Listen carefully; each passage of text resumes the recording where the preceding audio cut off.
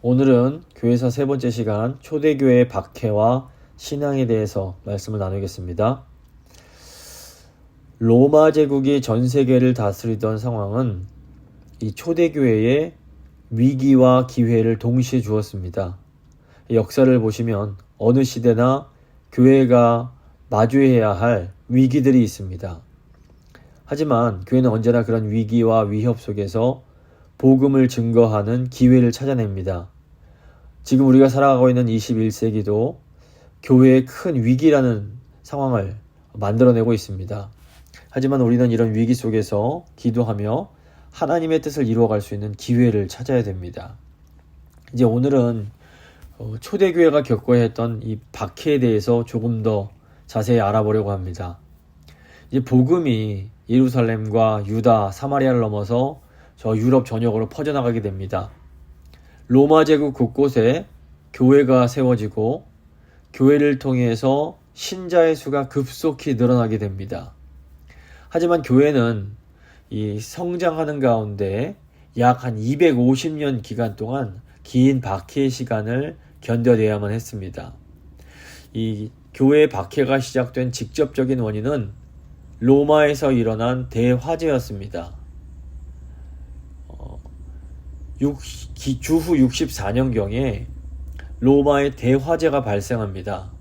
로마의 14개 구역 중에서 11개 구역이 화재로 사라져버릴 만큼 큰 화재였습니다.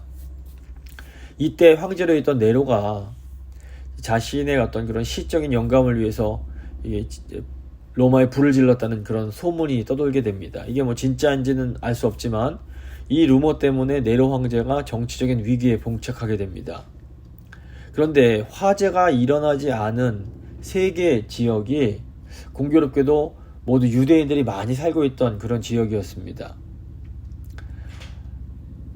이것은 유대인들이 불을 냈을 거라는 음모를 꾸미기에 너무나 좋은 구실이 됩니다. 결국 네로는 이 화재를 유대인이 낸 거라고 누명을 씌워서 로마에 십자가를 세우고 수많은 유대인들을 죽이게 됩니다. 당시 로마인들이 보기에는 기독교인들도 유대교 종파 중 하나였기 때문에 이때 이제 기독교인들도 함께 박해를 받기 시작합니다.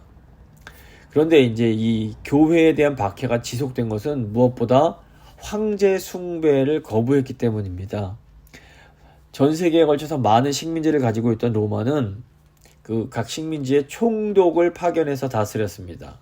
그래서 예수님 당시에 이 유대 땅에도 총독이 있었습니다.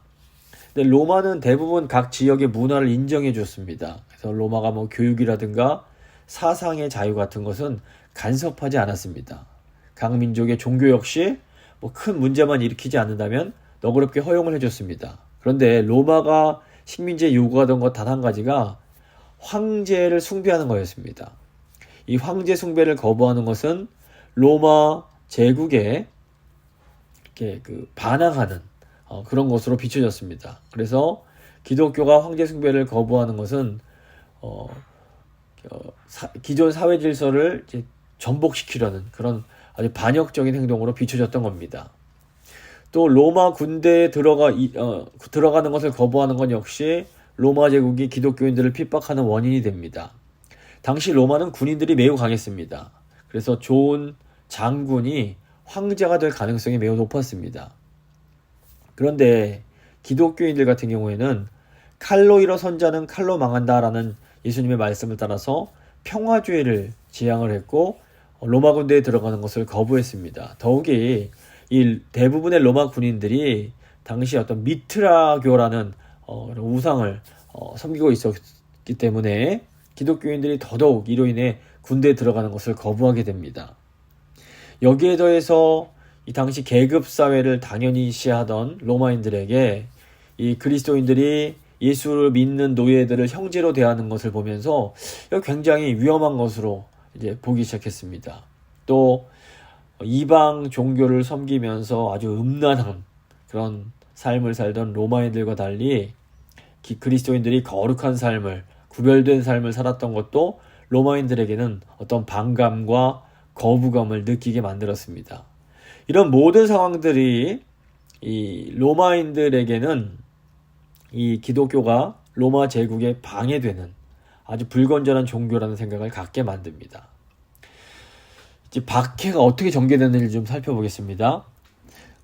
주후 64년에 이제 네로 황제 때 시작이 된 이 박해가 주후 313년 콘스탄틴 황제에 의해서 밀라노 칙령으로 기독교가 로마 제국에 공인된 종교가 되기 전까지 한 250년 동안 지속이 됩니다. 근데 이 박해가 크게 두 시기로 나눠집니다. 1차 박해는 네로 황제 때부터 이 데시우스 황제 전까지 약 190년간의 박해가 있고, 두 번째 2차 박해는 데시우스 황제부터 기독교가 공인되기까지 약 60년간 박해가 있습니다. 그래서 190년, 60년에서 앞에 190년의 기간을 1차 박해 시기라고 부릅니다.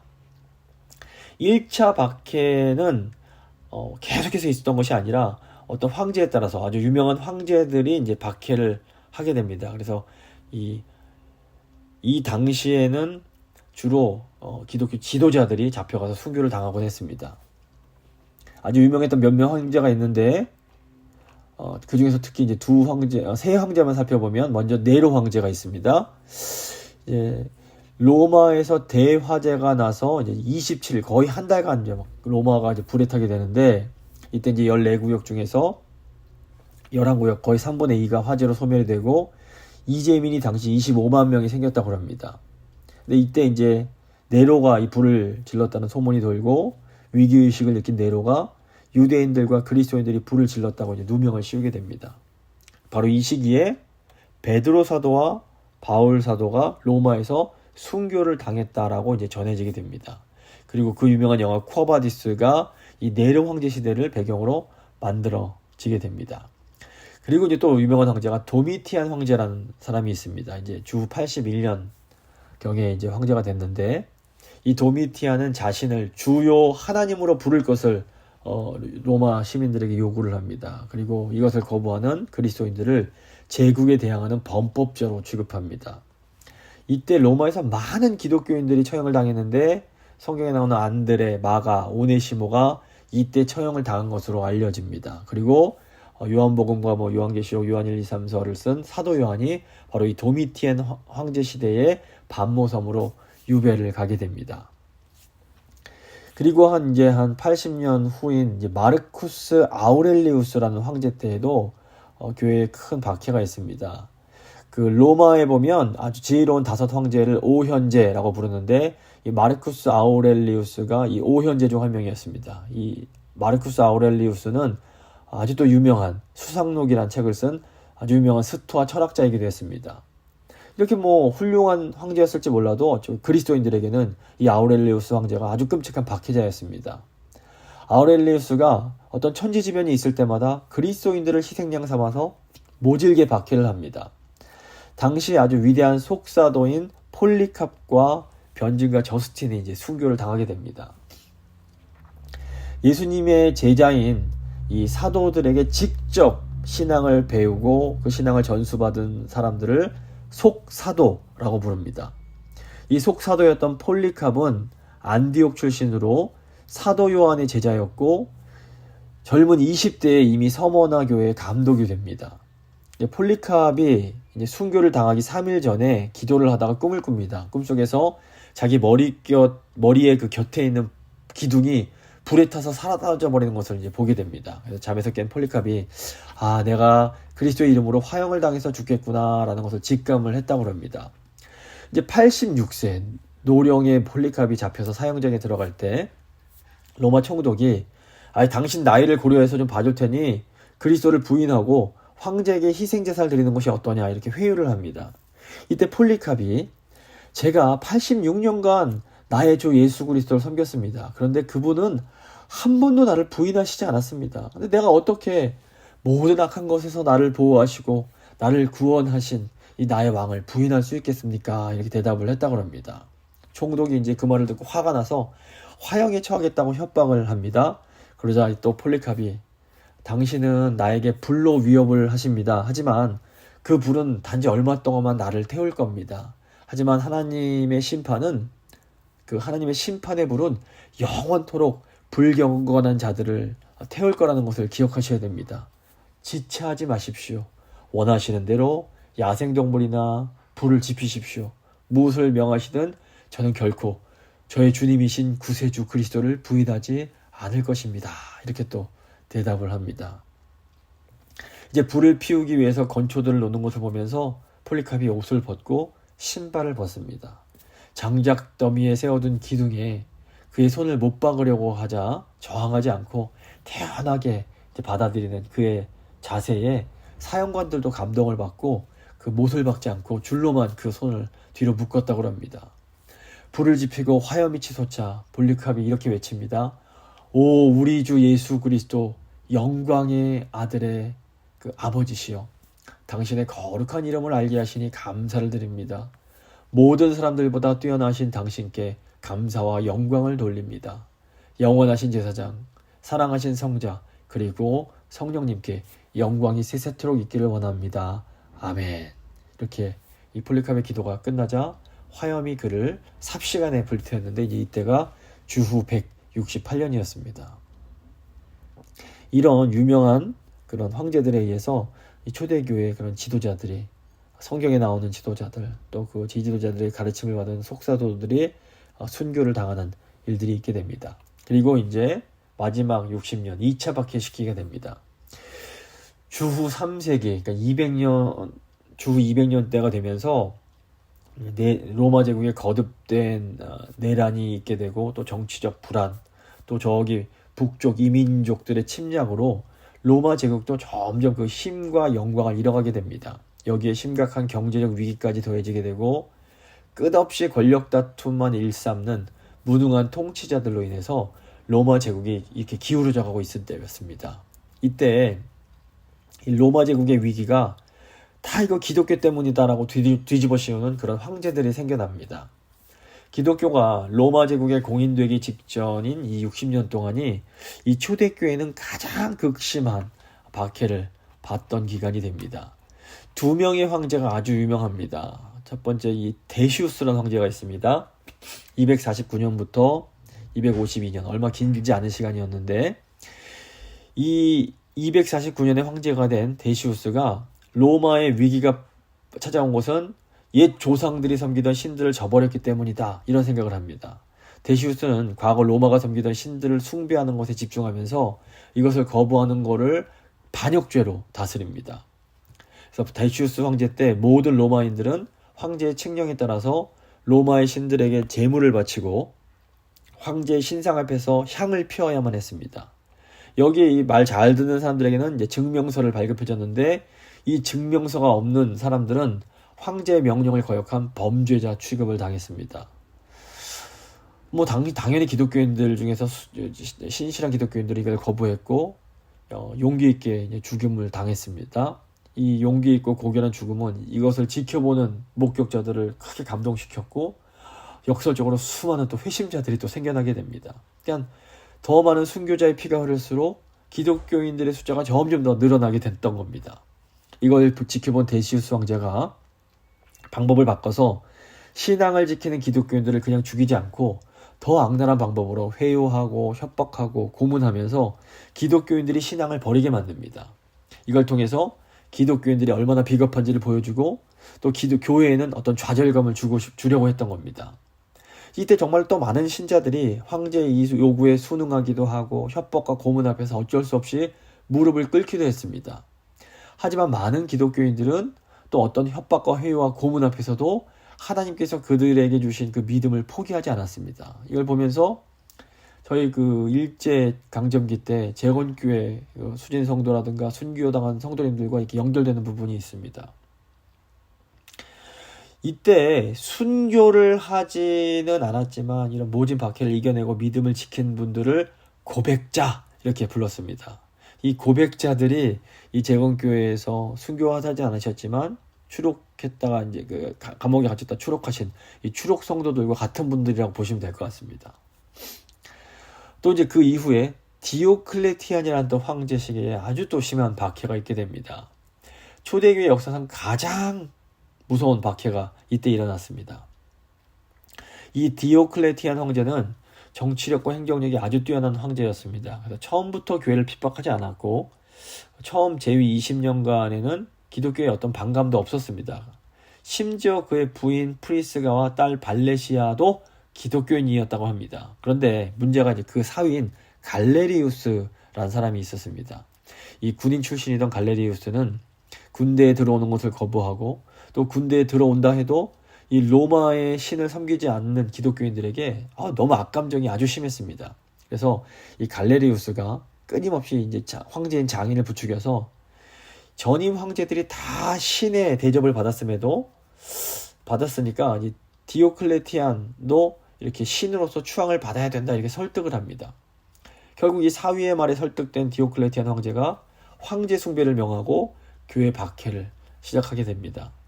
황제의 명령에 의해서 기독교인으로서 관직에 있던 모든 사람들이 이제 파면을 당하게 되고 예배당이 다 허물어지고 불타며 기독교와 관련된 서적들이 다 불태워지게 됩니다. 많은 기독교 신자들이 이 성경을 불태우는 것을 거부하고 우상에게 절하기를 거부함에 따라서 끔찍한 고문과 처형이 이어지게 됩니다. 또 공교롭게도 이 상황 속에서 황궁에 2번의 화재가 있었습니다. 당시 핍박을 당하던 기독교인들이 또 로마 제국과 황제에게 반역하는 마음으로 이 황궁에 불질렀다는 또 유언부여가 쫙 퍼지게 됩니다. 네로 황제 때와 비슷합니다. 이로 인해서 교회를 향한 디오클레티안 황제의 의심이 더 깊어졌고 핍박이 더 거세지게 됩니다. 결국 이 황제는 제국 내에 있는 모든 기독교인들뿐 아니라 기독교인들의 종, 자녀들까지 희생물로 로마 신들에게 드려져야 하고 시장의 모든 식품에 로마 신들에게 드렸던 포도주를 뿌리게 만듭니다. 그래서 우상 숭배하는 음식을 먹지 않았던 기독교인들은 숨어 있음에도 그 음식을 먹을 수가 없으니까 굶어 죽을 수밖에 없게 됩니다. 이때 수많은 사람들이 이제 배교를 하게 되고 정말 타협을 하지만 또 아주 많은 사람들이 기꺼이 순교를 당하게 됩니다. 심지어 어린아이들까지도 이때는 침착하고 아주 의젓하게 예수 그리스도를 위해서 죽어갔다 합니다. 박해가 혹독할수록 예수 그리스도에 대한 그 정절과 충성은 더 강해졌고 순교의 열정도 더 커져가게 됩니다. 이 교회 사가인 유세비우스에 의하면 그리스도인들이 맹수들에게 던져졌는데 신기하게도 다니엘 때처럼 맹수들이 자기 자리로 돌아가서 이 그리스도인들을 먹으려고 하지 않으니까 결국에는 이제 목을 베는 참수형을 해서 땅에 묻히지도 못하고 바다에 던져졌다고 합니다. 아주 잔인한 방법들이 동원이 됩니다. 사금파리로 죽을 때까지 몸을 파먹게 만들거나 십자가에 거꾸로 못 박혀서 죽이거나 수치감을 줄 수 있는 비인간적인 방법들이 전부 사용이 됐다고 합니다. 이 디오클레티안 황제가 건강이 악화돼서 황제 자리에서 물러나게 되니까 이때 이제 장인의 뒤를 이어서 그 못된 사위 갈렐리우스가 이제 8년 동안 교회 황제가 되는데 이때 또 8년간 아주 교회를 지독하게 박해합니다. 근데 역설적이게 교회는 이때 더 점점 강해져 갑니다. 결국 이 교회의 박해자였던 갈렐리우스 황제가 무서운 병에 걸리게 됩니다. 외음부에서 화농증이 발생해서 깊숙이 자리를 잡아서 장의 내부로 퍼져들어가서 치료가 불가능해지게 됩니다. 이 상처에는 벌레가 들끓고 냄새가 아주 지독했다고 합니다. 이 갈렐리우스가 고통 속에서 신음하면서 자신이 행했던 미친 짓을 이제 후회했다고 하는데 결국 갈렐리우스가 공개적으로 참여를 하고 박해를 즉시 중단하라고 명령을 내린 후에 5일 만에 죽게 됩니다. 이 결국 하나님께서 이제 이렇게 이 과정을 허락하신 것인데 그럼 이제 이런 박해 속에서 교인들은 어떻게 살았는지 교회의 삶을 좀 살펴보겠습니다. 박해 상황 속에서 교회의 삶은 크게 2가지로 나눠집니다. 박해가 너무 극심할 때는 그리스도인들이 어떻게 할 수 있는 아무것도 없었기 때문에 신앙을 지키기 위해서 도망을 쳤습니다. 이때의 삶을 잘 보여주는 것이 바로 로마에 있는 카타콤입니다. 카타콤은 본래 땅을 파서 만든 지하 묘지입니다. 이 로마의 흙은 좀 특별해서 이 바위가 부서진 모래처럼 생겨서 간단한 도구로도 쉽게 파들어갈 수 있다고 합니다. 근데 일단 파고 나면 또 표면이 아주 딱딱해져서 절대로 무너지지 않는다고 합니다. 그래서 본래는 모래를 채취하려고 땅이나 산을 팠는데 그것이 나중에는 묘지로 사용되게 되었다고 합니다. 기독교에 대한 박해가 아주 심하게 시작되면서 기독교인들이 박해를 피하러 이 지하 묘지로 숨어 들어가기 시작합니다. 초대교인들이 아주 길고 복잡한 미로 같은 길을 만들어서 묘지이자 예배처이자 피난처로 삼습니다. 어떤 경우에는 길이가 수백 킬로미터가 돼서 자칫하면 길을 헤매다 죽는 경우도 있었다고 합니다. 이런 무덤이 몇백만 개가 되는데 로마 근교에서만 42만 개 정도가 발견이 되었다고 합니다. 이 카타콤 안에 보면 많은 가구나 유품들이 발견이 됩니다. 어둠을 밝히기 위한 수없이 많은 등잔이 있었고 인장, 반지, 팔찌, 목걸이, 거울, 이쑤시개, 귀후비계, 혁대 장식, 동전, 심지어 어린애들의 장난감들도 발견이 됩니다. 이 카타콤 안에 있는 묘비들을 보면 박해 속에서 신앙을 지키던 성도들의 소망과 기쁨이 들어 있습니다. 저도 청년 시절에 유럽 여행을 하면서 카타콤을 방문해 본 적이 있었는데 거기 보면 이런 글이 있습니다. 그는 평안히 잠들었다. 하나님 안에 살고 있다. 영원히 산다. 울지 마라 사랑하는 내 아들아. 죽음은 영원한 것이 아니란다. 자랑스러운 내 형 알렉산더는 죽지 않았다. 그는 별 위에 살고 그의 몸은 무덤에서 쉰다. 그러니까 초대교인들은 이 땅에서의 이별이 하늘에서의 영원한 만남으로 이어진다는 것을 굳게 믿었습니다. 이 땅에서의 죽음은 잠깐 동안의 잠과 같으며 그 영혼은 그리스도와 함께 하나님 품에 안식하며 몸은 영원한 부활을 기다리고 있음을 믿었던 겁니다. 이 땅에서의 삶은 영원한 세계에서의 삶을 얻을 수 있는 유일한 도구였기 때문에 그리스도인들은 세상에 썩어질 것을 목표로 이 땅의 삶을 살지 않기 위해서 노력합니다. 이 카타콤은 교회가 가장 극심한 고난을 받을 때 남겨진 귀한 유산 중 하나입니다. 이 카타콤은 이 시대의 그리스도인들에게 예수 그리스도를 믿는 신앙은 삶의 환경이나 조건과 상관이 없으며 삶과 죽음을 넘어 영원한 하나님의 영광을 추구하게 하는 그런 삶이 가장 의미 있다는 것을 우리에게 생생하게 보여줍니다. 초대교인들은 고통을 두려워하지 않았고 죽음을 무서워하지 않았습니다. 심지어 아이들도 기꺼이 죽음을 받아들이며 자기들을 핍박하는 사람들을 미워하지 않고 그들을 위해서 기도하며 죽어갑니다. 바로 이런 신앙의 모습이 하나님을 모르던 루머인들에게 충격을 주었던 겁니다. 이제 두 번째로 박해가 이렇게 아주 극심하지 않을 때 그리스도인들은 사랑으로 이 세상 사람들을 섬겼습니다. 로마에 전염병이 돌 때가 있었는데 이때 대부분 사람들은 죽음을 피해서 도시를 떠나 저 시골로 내려갑니다. 그런데 이 전염병이 드는 도시에 남아서 환자들을 돌보는 사람들이 있었습니다. 나중에 보니까 이 사람들이 바로 그리스도인들이었습니다. 그리스도인들은 자신을 그렇게 핍박하던 사람들을 극진하게 돌봤고 심지어 병에 옮아서 죽기도 했습니다. 그런데 이 그리스도인들이 병에 옮아서 죽어가면서도 이웃을 섬기다 죽을 수 있음에 감사하면서 죽음을 맞는 겁니다. 로마 사람들이 마음속에 어떻게 인간이 그 극심한 고통 속에서 이렇게 아름답고 고결한 삶을 살아갈 수 있는가? 그것을 보면서 마음에 깊은 감동과 경탄이 생겨나게 되는 겁니다. 근데 이 그리스도인의 이 힘은 바로 하나님께서 주시는 이 사랑에서 나옵니다. 강대국 로마를 굴복시킨 것은 어떤 정치적, 경제적인 힘이 아니었습니다. 잠깐 보기에는 칼, 그리고 돈이 더 강하고 대단해 보입니다. 하지만 이런 칼은 결코 사랑을 이기지 못합니다. 주 313년 콘스탄틴 황제가 기독교를 공인하면서 결국 교회를 향한 박해가 끝이 나게 됩니다. 이 박해는 초대교회 성도들의 신앙을 정금과 같은 신앙으로 만들어줍니다.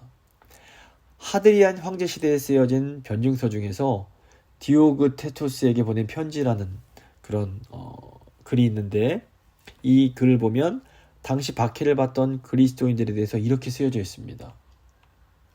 저들은 육신을 가지고 생활하지만 육신을 따라 살지 않고 시민권은 하늘에 있으며 모든 사람을 사랑하며 박해를 받고 가진 것은 없으나 풍족을 느끼며 부끄러움을 당하나 수욕 가운데 영광을 받으며 벌을 받으면서도 참된 생명에 이르는 것을 기뻐하는 자들이다. 무엇보다 긴 박해를 통해서 로마 사람들은 이 기독교야말로 진정한 생명의 종교요 참된 진리라는 것을 깨닫게 됩니다. 기독교가 결국 대제국 로마의 칼을 이기고 승리합니다. 이것을 통해 우리는 결국 칼이 아니라 헌신과 사랑이 이긴다라는 성경의 진리를 확인할 수 있게 됩니다. 안타깝게도 오늘날 어떤 분들은 이 기독교의 이 아름다운 진리를 망각하는 것처럼 보입니다. 세상이 타락해가는 것을 막기 위해서 교회도 정치적인 세상적인 힘을 가져야 되고 그 힘으로 교회 유리한 법을 만들어야 된다, 싸워야 된다 주장하는 분들이 계십니다. 마음은 이해할 수 있지만 황제를 숭배하던 타락한 세속 왕국인 로마 제국을 예수 그리스도께 무릎 꿇게 만든 것은 칼이 아니었습니다. 당시 초대교인들은 아무런 법적 힘이 없었습니다. 로마 제국이 때리면 맞아야 됐고 죽이면 죽어야 됐습니다. 그런 약자에 불과했습니다.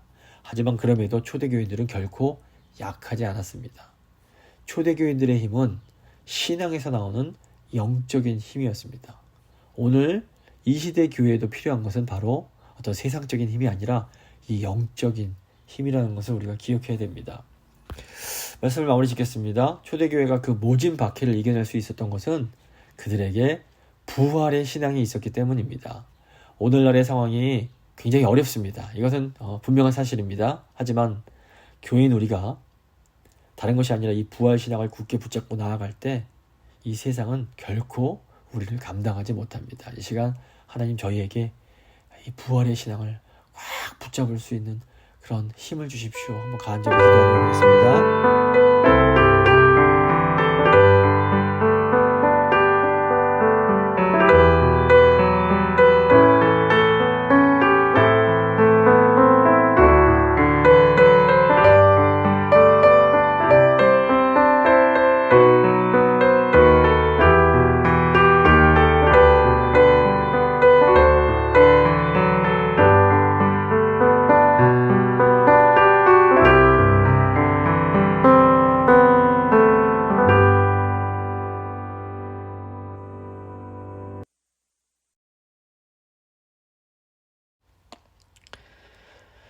죽음을 이기시고 부활하신 예수님, 저에게 이 부활의 신앙을 주시기를 간절히 소망합니다.